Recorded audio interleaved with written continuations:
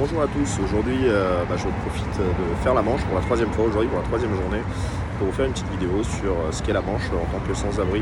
Bien évidemment, j'expliquerai beaucoup plus en détail lorsque le documentaire paraîtra et dans le documentaire.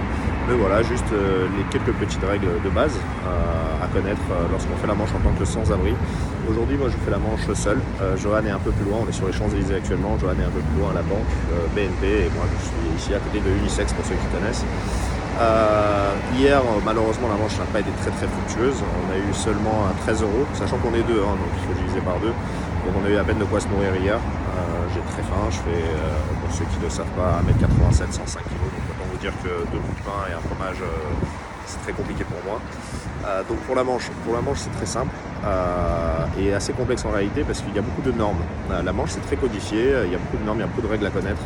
Je dirais qu'il y a deux aspects, il y a deux facteurs très importants. Tout d'abord le territoire qui se base sur deux facteurs.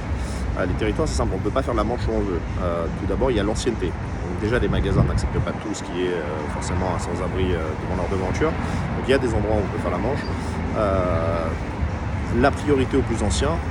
Hier par exemple dans le 6e arrondissement, on faisait la Manche devant un Monoprix et il y a un monsieur qui est arrivé, un sans-abri qui est arrivé en criant très fort, qui cherchait la conversation en expliquant qu'il était là depuis 30 ans. Donc Johan s'est levé et est parti parce qu'effectivement il a la priorité vu qu'il est là depuis tant d'années.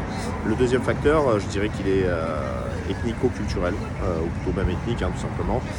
Sur les Champs-Élysées, pour vous donner un exemple, le Triangle d'Or, donc de la rue Marbeuf dans le 8e arrondissement, elle est réservée surtout à la communauté rome.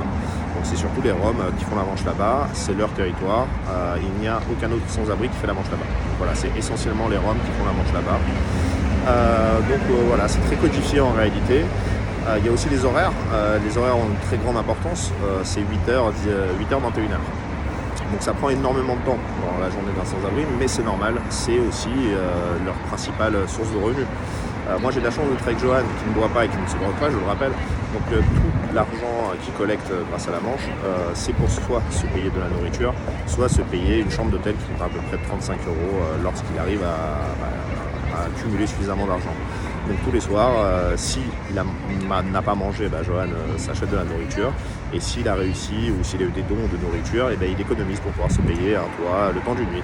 Voilà.